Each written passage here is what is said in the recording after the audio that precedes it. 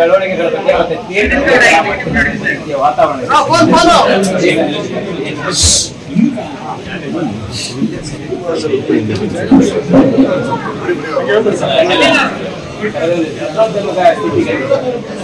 ಈಗ ತುಂಬಾ ಟಿಪ್ಪಾಗಿದೆ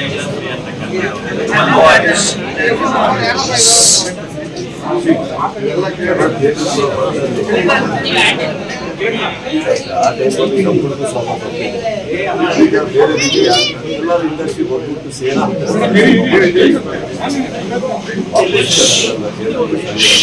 ಸರ್ ಸ್ವಲ್ಪ ಹಿಂದೆ ಬನ್ನಿ ಸರ್. ನಮ್ಮ ಚಿತ್ರರಂಗದಲ್ಲಿ ಸಾಕಷ್ಟು ಇದರಿಂದ ಬೇರೆ ರೀತಿಯ ಉತ್ತರ ಸಿಗೋದಕ್ಕೆ ಸಾಧ್ಯ ಇಲ್ಲ. ಒಳ್ಳೆ ಸಿನಿಮಾ ಇಂಥ ಸಿನಿಮಾ ಮಾಡಿದ್ರೆ ಜನ ಬರ್ತಾರೆ ಹೇಳೋಕ್ಕಾಗಲ್ಲ, ಇಂಥವ್ರು ಸಿನಿಮಾ ಮಾಡಿದ್ರೆ ಮಾತ್ರ ಜನ ಬರ್ತಾರೆ ಅಂತ ಹೇಳೋಕ್ಕಾಗಲ್ಲ. ಪ್ರಯತ್ನ ಮಾಡ್ತಾ ಇರೋಣ, ಪ್ರಯತ್ನ ಮಾಡ್ತಾ ಇದ್ದೀವಿ. ಚಿತ್ರರಂಗ ಬೆಳೆಯುತ್ತೆ, ಚಿತ್ರರಂಗ ಸಿಗೋದಿಲ್ಲ. ಒಂದು ಕೋವಿಡ್ ಬಂದಾಗ ಏನು ಅನಿಸ್ತದೆ, ಎಲ್ಲರ ಮನೆಗೆ ಹೊರಗೆ ಬರೋಕ್ಕೆ ಸಾಧ್ಯ ಇಲ್ಲ ಕಾಣಿಸ್ತದೆ. ಇವತ್ತು ಮತ್ತೆ ಮಾಸ್ಕಿಗೆ ಓಡಾಡ್ತಾ ಬರ್ತಾರೆ. ಅದೇ ಜೊತೆಗೆ ಚೇತರಿಸ್ಕೊಂಡು ಚಿತ್ರರಂಗಕ್ಕೆ ನಮ್ಮ ಕನ್ನಡ ಚಿತ್ರರಂಗದಲ್ಲಿ ಆಮೇಲೆ ಕಲಾವಿದರಿದ್ದಾರೆ, ನಿರ್ಮಾಪಕರಿದ್ದಾರೆ, ಶಕ್ತಿ ಇದೆ. ಅದೇ ಕಾಲ ಬರ್ತದೆ. ಮುಗಿತಮ್ಮ ನಾವು ಎಲ್ಲ ಆಗಿ ಮುಗಿತು. ಪೋಸ್ಟ್ ಪ್ರೊಡಕ್ಷನ್ ಇದ್ದಾರೆ. ಆಗಸ್ಟ್ ಬರ್ಬೋದೇನೋ ಅಂತ ಅನ್ಕೊಳ್ಳಿ.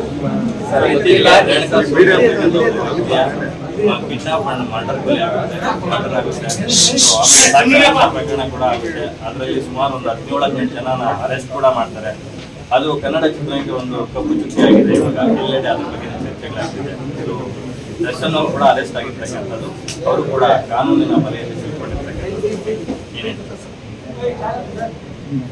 ಕಾನೂನಿನ ಬಲೆ ಪ್ರತಿ ಸಂದರ್ಭಕ್ಕೂ ಆಂತರಿಕದಿಂದ ಸ್ಪಂದಿಸ್ತಾ ಇದೆ ವಿಚಾರ ಆಯ್ತು. ಕಾನೂನಿನ ಬಲೆ ಅನ್ನೋದು ಅರ್ಥ ಆಗಿಲ್ಲ. ಕಾನೂನಿನ ಬಲೆ ಅನ್ನೋದು ಕಾನೂನು ಅಂತ ಕೇಳಿದ್ದೀನಿ. ಕಾನೂನಿನ ಬಲೆ ಪೊಲೀಸ್ ಕಸ್ಟಡಿಯಲ್ಲಿ ಕಾನೂನು ಬಗ್ಗೆ ನಾವು ಮಾತಾಡ್ಬೇಕಾದ್ರೆ ನಾನು ಈ ವಿಚಾರ ತಗೊಂಡು ಹೇಳ್ತಾರೆ. ಯಾವತ್ತೂ ಇವಾಗ ನಾವು ಮಾಧ್ಯಮ ಅಂತ ಹೇಳ್ಬೋದು, ಮಾಧ್ಯಮದ ಬಲೆ ಅಂದರೆ ತಪ್ಪಾಗಲ್ಲ. ಹಾಗೆ ಕಾನೂನು ಅಂತ ಹೇಳ್ಬೋದು, ಕಾನೂನಿನ ಬಲೆ ಅಂದರೆ ತಪ್ಪಾಗುತ್ತೆ ಅಷ್ಟೇ. ನನಗೇನು ಬೇರೆ ಇಲ್ಲ. ನನಗೆ ಗೊತ್ತಿರೋದು ಇಷ್ಟೇ, ನೀವೇನು ತೋರಿಸ್ತಾ ಇದ್ದೀರೋ ನಮಗೆ, ನಾವು ಅದರಿಂದಲೇ ನಾವು ನೋಡ್ತಾ ಇದ್ದೀವಿ, ತಿಳ್ಕೊತಾ ಇದ್ದೀವಿ, ವಿಚಾರಗಳನ್ನ ತಿಳ್ಕೊತಾ ಇದ್ದೀವಿ. ಇದರಲ್ಲಿ ಅರ್ಥ ಆಗ್ತಾ ಇರೋದು ಒಂದೇನಂತಂದ್ರೆ, ಮಾಧ್ಯಮ ಆಗಲಿ ಪೊಲೀಸ್ ಸಿಬ್ಬಂದಿಗಳಾಗಲಿ ಬಹಳ ಬಹಳ ಒಂದು ನಿಮ್ಮ ಪ್ರಯತ್ನಗಳನ್ನು ಹಾಕಿ ಸತ್ಯಾಂಶಗಳು ಹೊರಬರಬೇಕು ವಿಚಾರ ತುಂಬ ಗೌರವಿಸಬೇಕಾದಂಥದ್ದು ಏನಂದರೆ ತುಂಬ ಕೆಲಸ ಮಾಡ್ತಾ ಇದ್ದೀವಿ. ಅದನ್ನು ಎರಡನೇ ಮಾತೇ ಇದಕ್ಕಿಂತ ಹೆಚ್ಚಾಗಿ ನನಗೆ ಗೊತ್ತಿರೋ ಹಾಗೆ ಇತ್ತೀಚಿನ ನಿಮ್ಮ ನ್ಯೂಸ್ ನೋಡಿ ನಾವು CM ಅವರೇ ಹಠ ಹಿಡಿದುಬಿಟ್ಟಿದ್ದಾರೆ ಇದಕ್ಕೆ ಅಂತ ಅಂದಿದ್ದಾರೆ. ನನ್ನ ಪ್ರಕಾರ ಕರ್ನಾಟಕದ ಒಂದು ದೊಡ್ಡ ಸ್ಥಾನದಲ್ಲಿ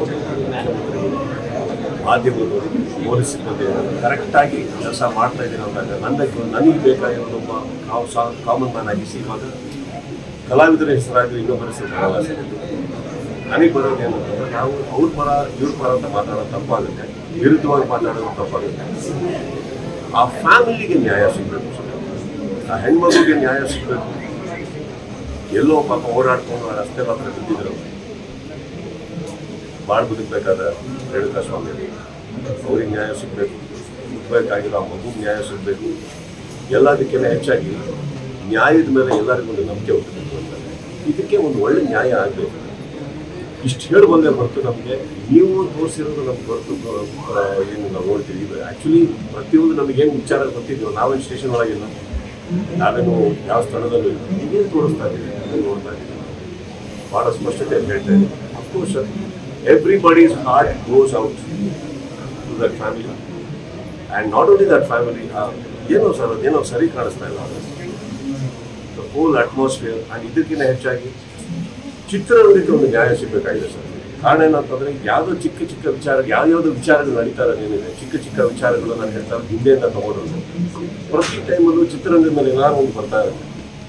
ಜನ ಬರಲಿಲ್ಲ ಅಂದರೆ ಚಿತ್ರರಂಗ, ಸಿನಿಮಾ ಚೆನ್ನಾಗಿಲ್ಲ ಚಿತ್ರರಂಗ, ಅದಕ್ಕೆ ಎಲ್ಲರಿಗೂ ಇವಾಗ ನಡೀತಾ ಇರೋ ಸಿಚುವೇಶನ್ ನೋಡೋಕೆ ಐ ಥಿಂಕ್ ಚಿತ್ರರಂಗಕ್ಕೆ ಒಂದು ಕ್ಲೀನ್ ಚಿಟ್ ಬೇಕಾಗಿದೆ.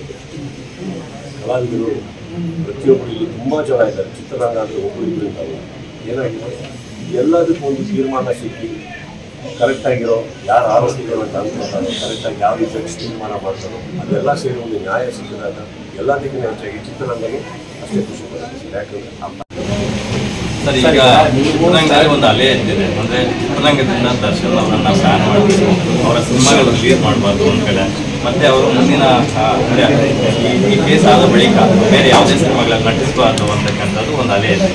ಇದ್ರ ಬಗ್ಗೆ ನಿಮ್ಮ ರಿಯಾಕ್ಷನ್? ಯಾಕಂದರೆ ನೀವು ಯಾವತ್ತೂ ದರ್ಶನ್ ಅವ್ರನ್ನ ಬಿಟ್ಕೊಟ್ಟಿಲ್ಲ, ಅಂದರೆ ಎಲ್ಲೂ ಅವ್ರ ಬಗ್ಗೆ ಸಾಫ್ಟ್ವೇರ್ನಾಗೆ ತೋರಿಸ್ಕೊಂಡು ಬರ್ತಾ ಇದ್ರ, ನೀವು ಅವರು ಒಟ್ಟೊಟ್ಟಿಗೆ ಇಲ್ಲ ಅಂತಂದ್ರೂ ಕೂಡ ಯಾವತ್ತೂ ಅವ್ರ ಬಗ್ಗೆ ನೆಗೆಟಿವ್ ಆಗಿ ಮಾತಾಡಿಲ್ಲ. ಹಾಗಾಗಿ ಈ ಬಗ್ಗೆ ಏನಾಗುತ್ತೆ? ಹೇಳ್ತೀವಿ ಕೇಳಿ ನಾವು ಯಾರು ಕಾನೂನಲ್ಲ, ನಾನಾಗಿ ಇನ್ನೊಂದಾಗಿ ಮಾಡೋಕ್ಕಾಗಲ್ಲ. ನೀವು ಹೇಳಿದ್ರಲ್ಲೂ ಏನಂದರೆ ಈ ಕೇಸಿನ ಹೊರಗಡೆ ಬಂದರೆ ಅಂತ ಹೇಳ್ತೀವಿ. ಕೇಸಿನ ಹೊರಗಡೆ ಬಂದರೆ ನಿಮಗೆ ಬ್ಯಾನ್ ಅನ್ನೋದು ಬರೋದೇ ಇಲ್ಲ. ಬಂದಿಲ್ಲ ಅಂದರೆ ಬ್ಯಾನ್ ಅನ್ನೋದು ಬರೋದೇ ಇಲ್ಲ. ಪಾಯಿಂಟ್ ಅದಲ್ಲ, ಬ್ಯಾನ್ ಅನ್ನೋದು ಇಂಪಾರ್ಟೆಂಟ್ ಅಲ್ಲ. ನಿಮಗೆ what is more important here is justice. ಇಲ್ಲಿ ಏನಾಗುತ್ತೆ, ನೀವು ಚೇಂಬರಲ್ಲಿ ನಮ್ಮ ಸ್ನೇಹಿತರು ಹಿರಿಯರು ಇರ್ತಿದ್ದಾರೆ, ಎಲ್ಲರೂ ಹೋಗಿ ಅವ್ರನ್ನ ಒತ್ತಡ ಹಾಕಿದಾಗ ಏನು ಹೇಳೋಕ್ಕಾಗುತ್ತೆ ಹೇಳಿ? ಕೆಲವು ವಾರಗಳಿಂದ ಕೆಲವು ತಿಂಗಳಿಗಿಂದ ನನ್ನ ಮೇಲೂ ಕುತ್ಕೊಂಡು ಬ್ಯಾನ್ ಅಂತ ಎಲ್ಲ ಇದು ಮಾಡ್ತಾರೆ. ಬ್ಯಾನ್ ಅಂದ್ರೆ ಏನದು ಪಾಯಿಂಟ್ ಅದಲ್ಲ. ಏನು ನ್ಯಾಯ ಅದು ಮಾಡಿ ಚೇಂಬರ್ ಇರೋದು ಅಲ್ಲಿರುವಂಥ ಚಿತ್ರರಂಗಕ್ಕೆ, ಅಲ್ಲಿರುವಂಥ ನಿರ್ಮಾಪಕರಿಗೆ ಪ್ರತಿಯೊಬ್ಬರಿಗೆ ನ್ಯಾಯ ಮಾಡ್ಕೊಡೋದು. ಇದನ್ನೆಲ್ಲ ಬ್ಯಾನ್ ಅನ್ನೋದು ನಮ್ಮ ವರ್ಡ್ ಅಲ್ಲ. ಬಟ್ ನನ್ನ ಕಾನ್ಸಂಟ್ರೇಷನ್ ಆಗಿ ಪ್ರತಿಯೊಬ್ಬರಿಗೂ ಇಚ್ಛೆ, ಚೇಂಬರ್ನಲ್ಲಿರುವಂಥ ಹಿರಿಯರ ಇಚ್ಛೆಯನ್ನು ಬಂದ್ಬಿಟ್ಟು ಇದಕ್ಕೆ ಬ್ಯಾನ್ ಅನ್ನೋ ವರ್ಡ್ ಅಲ್ಲ, ಇರೋದು ನ್ಯಾಯ. ಎಲ್ಲರೂ ದುಡ್ಡಿನ ಹಾಕೊಂಡು ನೋಡ್ತಾ ಇರೋದು ಪೊಲೀಸ್ನವ್ರು ಹೇಗೆ ಕೆಲಸ ಮಾಡ್ತಿದ್ದಾರೆ, ನೀವು ಮಾಧ್ಯಮದಲ್ಲಿ ಹೇಗೆ ಕೆಲಸ ಮಾಡ್ತಾ ಇದ್ದೀರಿ, ನಾಳೆ ಕೋರ್ಟಿಗೆ ಹೋದಾಗ ಅಲ್ಲೇ ನಡೆಯುತ್ತೆ, ಅದೇ ಇಂಪಾರ್ಟೆಂಟ್ ಅಲ್ಲ. ಇದು ತುಂಬ ಸೆಕೆಂಡ್ರಿ. ಏನು ನಮ್ಮೆಲ್ಲರ್ಕಿಂತ ನೋವು ಪಡೆದಂಥ ವ್ಯಕ್ತಿಗಳು ಕುಟುಂಬದ ಹೊರಗಡೆ ಇದ್ದಾರಲ್ಲ, ಅವ್ರಿಗೆ ನ್ಯಾಯ ಆಗ್ತದೆ. ಕಾನ್ಸಂಟ್ರೇಷನ್ ಅಲ್ಲಿ ಸರ್, ಈಗ ಜನರು ಕೂಡ ನ್ಯಾಯ ಸಿಗಬೇಕು ಸ್ನೇಹಿತರಾಗಿ ಅದೇ ಮತ್ತೆ ಒಂದು ಸಾರಿ ಕೇಳೋದು. ಮಕ್ಕಳ ಸಂದರ್ಭದಲ್ಲೂ ಕೂಡ ಯಾವತ್ತೂ ಆತ್ಮೀಯತೆ ವಿಡಿಯೋ ನೀವು ದರ್ಶನ ಕ್ರಿಕೆಟ್ ಟೈಮ್ ಜೊತೆ ತುಂಬ ಯಾವತ್ತೂ ನಾವು ಒಂದು ಹೇಳ್ತೀನಿ ಕೇಳಿ, ನಾವು ಕೆಲವು ಟೈಮ್ ಆಸ್ಪತ್ರೆಗೆ ಹೋಗ್ತೀವಲ್ಲ, ಆಸ್ಪತ್ರೆಗೆ ಹೋದಾಗಲೂ ಏನೋ ನೋವು ಬರ್ತಾರೆ, ಇನ್ನೊಂದೇನು ಆಗ್ಬೇಕಂತ ನಾವು ಬೇಡ್ಕೊಂಡು ಹೋಗೋದು ಅದು ಆಗಲಿ ಅಂತಷ್ಟೇ ತಾನೆ. ಆಗದೆ ಇರಲಿ ಅಂತ ನಾನು ರಿಪೋರ್ಟ್ ಬಂದಾಗ ಅದೆಲ್ಲ ಅನ್ನೋದು ಖುಷಿಯಾಗಿ ಮನೆಗೆ ಹೋಗ್ತೀವಿ. ಆಗಿದೆ ಅಂತ ಬಂದಾಗ ಏನು ಮಾಡಬೇಕಾಗುತ್ತೆ? ಟ್ರೀಟ್ಮೆಂಟ್ ತೊಗೋಬೇಕಾಗುತ್ತೆ. ನಾನು ಇವಾಗ ಆಗ್ತದೆ ಜಸ್ಟಿಸ್ ಬೇರೆ, ಫ್ರೆಂಡ್ಶಿಪ್ ಬೇರೆ, ರಿಲೇಷನ್ಶಿಪ್ ಬೇರೆ. ನಾನು ಇವತ್ತಿಂದಲ್ಲ, ನಾನು ಯಾವತ್ತಿಂದ ಯಾರ ಬಗ್ಗೆ ಏನು ಮಾತಾಡೋದು ನನಗೆ ಬೇಕಾಗಿದೆ. ಚಿತ್ರರಂಗದಲ್ಲಿ ಅಂದಾಗ ಈ ಚಿತ್ರರಂಗ ನಾನು ಸೇರ್ಪಡೆಯಾಗಿರೋದ್ರಿಂದ ಚಿತ್ರರಂಗದ ಮೇಲೆ ಒಂದು ಕಪ್ಪು ಚಿಕ್ಕೆ ಬರೋದು ನಮಗೂ ಇಂಟ್ರೆಸ್ಟ್ ಇಲ್ಲ, ನಮಗೆ ಇಷ್ಟ ಇಲ್ಲ. ಇಲ್ಲಿ ತುಂಬ ಜನ ಸೇರಿ ತ್ಯಾಗಗಳನ್ನ ಮಾಡಿ ದುಡ್ದಿದ್ದಕ್ಕೆ ಕನ್ನಡ ಚಿತ್ರರಂಗ ಇವತ್ತು ಬಂದಿದ್ದಿದೆ. ಎಷ್ಟೋ ವರ್ಷಗಳ ಇತಿಹಾಸ ಇದೆ. ಯಾವುದೋ ಒಂದರಿಂದ ಹೆಸರಾಗುತ್ತೆ, ತಪ್ಪಾಗುತ್ತೆ. ಅದಕ್ಕೆ ನಮಗೆಲ್ಲರ ಆಸೆ ಆದಷ್ಟು ಬೇಗ ನ್ಯಾಯ ಸಿಗಲಿ, ತಿರುಗಿಸಿ ನಿಮ್ಮಷ್ಟೇ ಖುಷಿ ನಾವು ಪಡ್ತೀವಿ. ಅಕಸ್ಮಾತ್ ಆರೋಪಿ ಯಾರು ಅಂತ ಹೇಳೋದಕ್ಕೆ ಜಡ್ಜ್ ಅಂತ ಒಬ್ಬರು ಕೂತ್ಕೋತಾರೆ, ಅದಕ್ಕೆ ನಾವು ತಲೆ ಬಾಗಬೇಕಾಗುತ್ತೆ. ಕರೆಕ್ಟ್. ಇಲ್ಲಿ ಕೂತ್ಕೊಂಡು ನಾವು ಜಡ್ಜ್ ಮಾಡೋದ್ರಲ್ಲಿ ನಮ್ಮ ಮೆಚುರಿಟಿ ಏನಿದೆ, ದಟ್ಸ್ ಆಲ್ ಆಪ್ಷನ್. ಇಲ್ಲಿ ನನಗೆ ಗೊತ್ತಿರೋದು, ನಾನು ಕಣ್ಮುಂದೆ ಬರೋದೇ ಆ ಫ್ಯಾಮಿಲಿ ಬರುತ್ತೆ. ಸೊ ಎಲ್ಲೋ ಒಂದು ಕಡೆ ನಮಗೆ ಗೊತ್ತಿರೋದು ಯಾರೇ ಆಗಿರಲಿ, ಅದು 100% ಯಾರು ಇವಾಗ ಇವರೇ ಅವರೇ ಅಂತ ಹೇಳೋದಕ್ಕೆ ನೀವ್ಯಾರು ನಾವ್ಯಾರು? ಸರ್, ಇಡೀ ಕರ್ನಾಟಕ ಸುದೀಪ್ ಅವರನ್ನು ಅಭಿನಯ ಚಕ್ರವರ್ತಿ ಅಂತ ತುಂಬ ಪ್ರೀತಿಯಿಂದ ಗೌರವದಿಂದ ಕಾಣುತ್ತೆ. ಬಿಕಾಸ್ ಆಫ್ ನೀವು ಮಾಡಿದಂಥ ಸಿನಿಮಾಗಳು, ನಿಮ್ಮ ನಡೆ ನುಡಿ ಎಲ್ಲವೂ ಒಂದು ಮ್ಯಾಟ್ರ್ ಆಗುತ್ತೆ. ಆದರೆ when it comes to proximity, ನಿಮಗೆ ಚಿತ್ರದುರ್ಗ ಅಂದಾಗ ಸ್ವಲ್ಪ ಮನಸ್ಸಿಗೆ ಹತ್ತಿರವಾದಂಥ ಪ್ರದೇಶ.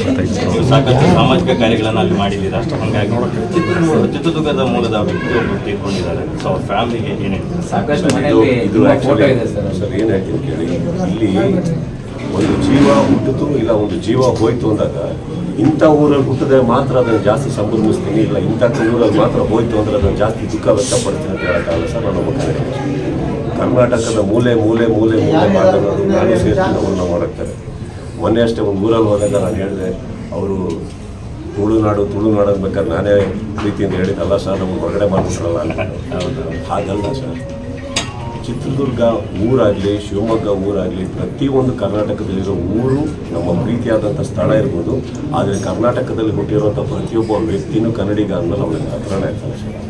ಅವ್ರಿಗೆ ಅನ್ಯಾಯ ಆಗಿದ್ಮೇಲೆ ಯಾವ ಊರು ಅಂತ ನೋಡೋಕ್ಕಾಗಲ್ಲ ಸರ್. ಪ್ರತಿ ಊರಲ್ಲಿ ಯಾರೇ ಆಗಿದ್ರು ಅವ್ರಿಗೆ ನ್ಯಾಯ ಸಿಗಲಿ ಅಂತ ನಮ್ಮ ಆಶೆ. ಸರ್, ಕೊನೆಯದಾಗಿ ಪಬ್ಲಿಕ್ ಲೈಫಲ್ಲಿ ಇರ್ತಕ್ಕಂತಹ ಸೆಲೆಬ್ರಿಟಿಗಳು, ಎಸ್ಪೆಷಲಿ ದೊಡ್ಡವರು ಅನ್ಸ್ಕೊಂಡವರು ತುಂಬ ಜಾಗರೂಕವಾಗಿರಬೇಕಾಗುತ್ತೆ. ಅವ್ರು ಏನೇ ಒಂದು ಸ್ಟೆಪ್ ಹಾಕಿದ್ರು ಅವ್ರನ್ನ ಸಾಕಷ್ಟು ಜನ ನೋಡ್ತಾ ಇರ್ತಕ್ಕಂಥ ಕಣ್ಣುಗಳಿರ್ತವೆ, ಲಕ್ಷಾಂತರ ಕಣ್ಣುಗಳು, ಕೋಟ್ಯಾಂತರ ಕಣ್ಣುಗಳು. ಸೊ ಈ ನಿಟ್ಟಿನಲ್ಲಿ ಒಂದಷ್ಟು ಜನಕ್ಕೆ ಒಂದು ಕಿವಿ ಮಾತು ಹೇಳೋದು ಸರ್. ಅದಕ್ಕೆ ನಾನು ತುಂಬ ಚಿಕ್ಕವನು ಸರ್. ನಾನೇ ಡೈಲಿ ಬೆಳಗಾದ್ರೆ ತಪ್ಪು ಮಾಡ್ತಾ ಇರ್ತೀನಿ, ಮನೇಲಿ ಬಯಸ್ಕೊಳ್ತೀನಿ. ಸೊ ಈಗ ಯಾರು ನಾವು ಸೆಲೆಬ್ರಿಟಿಗಳು ಅಂತ ತಕ್ಷಣ ಮಾತ್ರಕ್ಕೆ ನಾವು ಯಾರು ದೇವರಲ್ಲ, ದೇವರ ಹತ್ರ ಟ್ರೀಟು ಮಾಡಬೇಡಿ ಅಂತ ಅಂದ್ಕೊಂಡ್ಬೇಡಿ. ನಾವು ಮಾಡೋದೆಲ್ಲ ಸರಿಯೇ ಮಾಡಬೇಕು ಅನ್ನೋ ಅಂಥ ಒಂದು ಪ್ರೆಷರು ನಮ್ಮಲ್ಲಿ ಹಾಕಬೇಡಿ. ಯಾಕಂದರೆ ತಪ್ಪುಗಳನ್ನು ಮಾಡೋನೇ ಮನುಷ್ಯ, ಫ್ಲಾಪ್ಗಳು ಕೊಡೋನೇ ಇರೋ ಸರ್. ಕಲಿಯೋಣ, ಮುಂದೋಗೋಣ. ಓಕೆ, ಕಲಿಸೋದಕ್ಕೆಲ್ಲ ಸರ್ ನಾವು ಬಂದಿರೋದು ಕಲಿ. ಸರ್, ಈಗ ವೇದಿಕೆ ಮೇಲೆ ಕಾರ್ತಿಕ್ ಒಂದು ಒಳ್ಳೆ ಕಿವಿ ಮಾತು ಹೇಳಿದ್ರು, ಹೀರೋಗಳಾಗಬಾರ್ದು ಅಂತ. ಹೀರೋ ಆಗಬಾರ್ದು ಅಂತ ಹೇಳಿಲ್ಲ. ಹೀರೋ ಅಂದರೆ ಯಾರು ಬಿಡ್ತಾರೆ, ಹೀರೋ ಆಗಿದ್ರು. ಸರ್, ಫೈನಲ್ ಚಿತ್ರೋದ್ಯಮ ಏನು ನಿಲುವು ತಗೋಬೇಕು ಅಂತ ನಿಮ್ಗೆ ಅನ್ಸುತ್ತೆ ಸರ್? ಚಿತ್ರೋದ್ಯಮಕ್ಕೆ ಏನು ನಿಲುವು ತಗೊಂತೀರ ಅಂತ ದಯವಿಟ್ಟು ಕೇಳಬೇಡಿ. ತೊಗೊಂಡಾಗೆಲ್ಲ ನಾವೆಲ್ಲರೂ ಎಷ್ಟು ಜೋಕ್ಸ್ ಆಗಿದ್ದೀವಿ ಅಂದರೆ, ಯಾರೋ ಒಬ್ಬರು ಬರ್ತಾರೆ, ನಮಗೆ ಸಿಕ್ಕಾಪಟ್ಟೆ ಹೊಡಿತಾ ಇದ್ದಾರೆ ಇವರು ಮನೆಯಲ್ಲಿ ಅಂತ ಹೇಳ್ಬಿಟ್ಟು ಇನ್ನೊಬ್ಬರು ಮನೆಗೆ ಹೋಗ್ತಾರೆ, ಅವರಿಗೆ ಸಪೋರ್ಟ್ ಕೇಳ್ತಾರೆ, ಅವ್ರಿಗೆ ಸಪೋರ್ಟ್ ಮಾಡ್ತಾರೆ. ಫೈನಲ್ ಆಗಿ ಅವರಿಬ್ಬರು ಒಂದಾಗ್ತಾರೆ. ಸಪೋರ್ಟ್ ಮಾಡಿದವ್ರು ಗೂಬೆಗಳ ಥರ ಕಾಣಿಸ್ತಾ ಇರ್ತಾರೆ. ಪಾಠ ಮುಗೀತು. ನಾವೇನು ಮಾಡಬೇಕು, ಮನೆಗೆ ಹೋಗ್ಬೇಕು, ಚಾನಲ್ ಆನ್ ಮಾಡ್ಕೊಳ್ಬೇಕು, ನೀವು ನ್ಯೂಸ್ ನೋಡ್ತಾ ಇರಬೇಕು, ಏನೇನು ಹೇಳ್ತಾ ಇದ್ರೆ ಅಂತ ನೋಡ್ಬಿಟ್ಟು ನಾವು ಏನೇನು ಮಾಡಬಾರ್ದು ಅಂತ ಕಲಿತಾ ಇರ್ಬೇಕಮ್ಮ. ಇಂಥದ್ರಲ್ಲಿ ನಿಲುವು ಬೇಡ. ಈ ಹಿಂದೆ ನಟ ಜಗ್ಗೇಶ್ ಅವರನ್ನ ಬ್ಯಾನ್ ಮಾಡಿದಾಗ ಅಣ್ಣ ಅವರು ಒಂದು ಮಾತು ಹೇಳಿದ್ದಂತೆ, ದಯವಿಟ್ಟು ಚಿತ್ರರಂಗದಲ್ಲಿ ಬ್ಯಾನ್ ಅಂತಕ್ಕಂಥ ಪದವನ್ನು ಯಾರಿಗೂ ಏನೇ ಇದ್ರು ಮಾತುಕತೆ ಮೂಲಕ ಇಲ್ಲೇ ಅಣ್ಣ ಅವ್ರು ಹೇಳಿದ್ರು ಪರವಾಗಿಲ್ಲ, ವಿರುದ್ಧವಾಗಿ ಮಾತಾಡೋಷ್ಟು ನಾನು ಆಕ್ಚುಲಿ ಹುಟ್ಟೇ ಇಲ್ಲ. ಜಗ್ಗೇಶ್ ಅವರು ನಮ್ಮ ಸಹೋದರರು, ಅವ್ರಿಗೆ ನಮ್ಗಿನ್ನ ಚೆನ್ನಾಗಿ ತಿಳುವಳಿಕೆ ಇದೆ. ಆ್ಯಂಡ್ ಇನ್ನೊಂದು, ಬ್ಯಾಡ್ದಿ ಜಾಗದಲ್ಲಿ ಕೈ ಹಾಕಿದ್ರೆ ಏನು ಮಾತಾಡಬೇಕು, ಹೆಂಗೆ ಎಸ್ಕೇಪ್ ಆಗಬೇಕು ಅಂತ ಅವ್ರಿಗೆ ನನಗಿನ್ನ ಚೆನ್ನಾಗಿ ಗೊತ್ತಿದೆ. ಸೊ ಇದರಲ್ಲಿ ನಾನು ಬಹಳ